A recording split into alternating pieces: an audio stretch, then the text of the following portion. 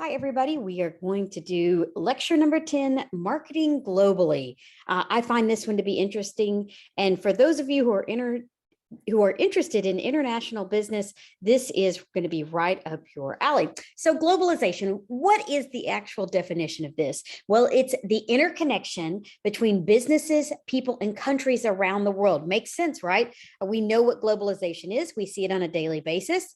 GDP by country. We can see here, of course, where we stack up into that. And then, of course, where some of the richer and poorer nations are around the world. So how do we classify countries by growth rate? Well, industrialized nations, these have a healthy climate. This would be something like the United States, of course. Less developed nations, these have extensive poverty.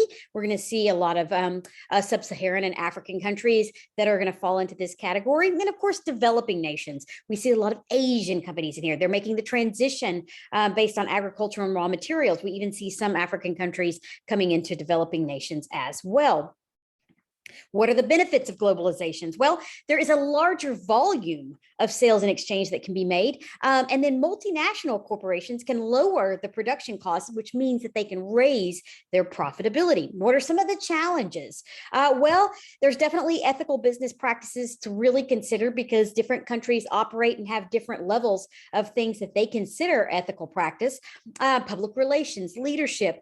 There's a lot of legal and regulatory structures that businesses have to get involved with if they are going to have a business operate in another country. So what are some other challenges? Infrastructure.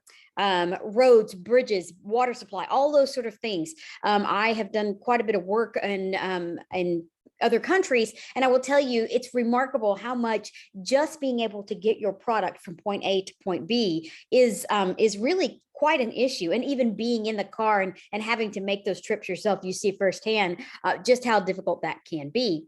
The government, the judicial system, the banking and financial systems, are they stable? Of course, right now, if we're looking at Eastern Europe, there's a lot of concern, particularly in the Ukraine and Russian area and places like that. But just in general, there are other places in the world that the stability of the government and the ability to protect the assets and the money is somewhat questionable. And technology, particularly in Asian countries, in China, technology has been a source of limitation. So for example, Amazon will set up little booths, almost little kiosk style booths, because people don't have enough bandwidth. They don't have enough minutes on their phone to be able to go shopping. So they can set up these little booths so that people can come in, use the internet for free to be able to make purchases through Amazon. And that's how they've had to set up their businesses in some of these places because of the lack of technology, the lack of bandwidth and internet access.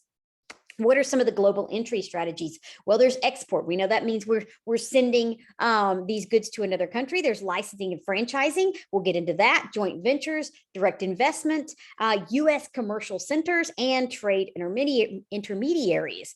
Okay, so standardization. So this is kind of an interesting sort of thing. We love the idea of personalization, and we love to be able to customize products, but standardization can really lower all of our operating costs. And if you've had economics, you know that the economies of scale, that more efficient way of product development and marketing really comes from being able to create a whole bunch of stuff and pass it out to a whole bunch of people versus having all these individual pieces that are personalized or customized for different countries. So standardization is a real benefit when companies can do this. Localization, well, this is a little bit different. Localization is altering the products to fit the needs of a local market. We see places like something like a McDonald's. They'll have they have very specific things in different markets. So for example, in Japanese country, in Japan, good grief, in Japan and Asian countries, as I was going to say, you'll see things like sushi and fish and things like that we would not see here. In Thailand and some of the other Asian countries, you'll see other types of things on their menu that we do not have. If you think of things like Kit Kats, and they have green tea, and they have all these different flavors that you can find at some of these international markets, this is a localization. This is adapting the product so that it fits the needs and tastes of that local community. It increases the cost and complexities, but it results in a more personalized approach to marketing, and that really does appeal to those local buyers. It's about volume after that, right? Do they have enough volume to make it work? What are some of the other things to consider when we're looking at product development? Culture, language, religion, education, values, identity, history, all of this plays into whether or not a product is going to be well received or not. We've seen places like Disney, of all things, struggle in some of these markets because they didn't really fully understand and adapt themselves to that local market and what people were expecting. So if you see some of those things happening, then you know that that's what's happened in those countries.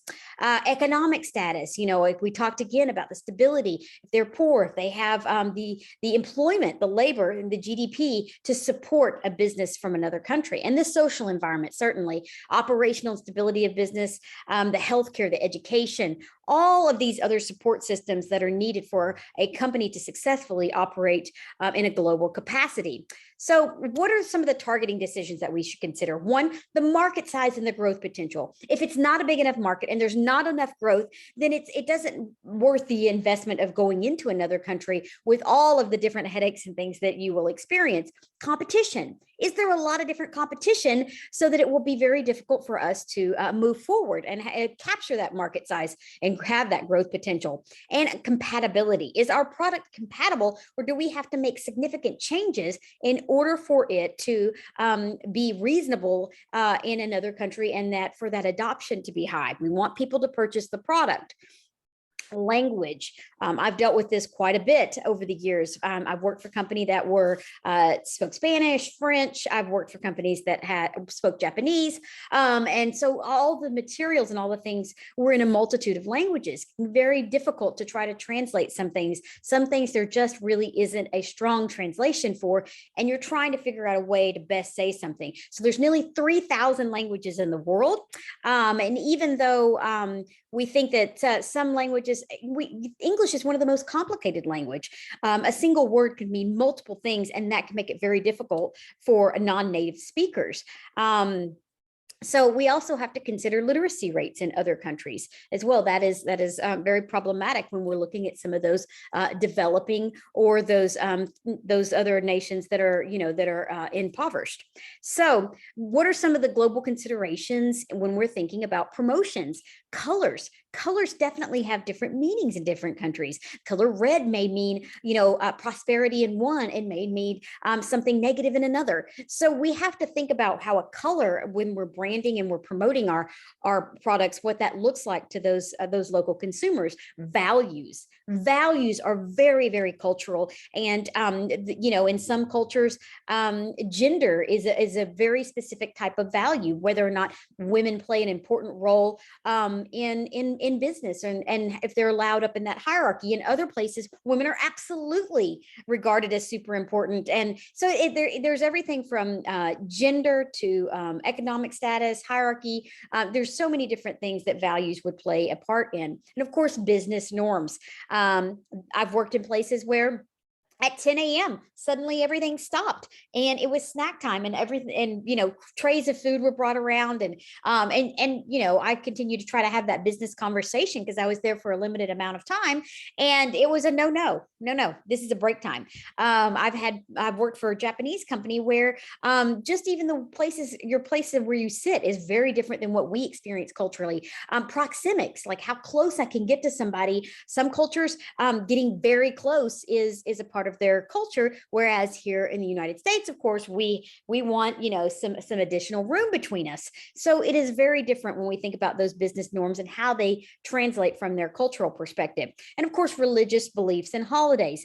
I have done a lot of work in fulfillment and shipping items from China, and of course, at the beginning of the year, you're really in a 60-day period where they have the Chinese New Year and everything shuts down.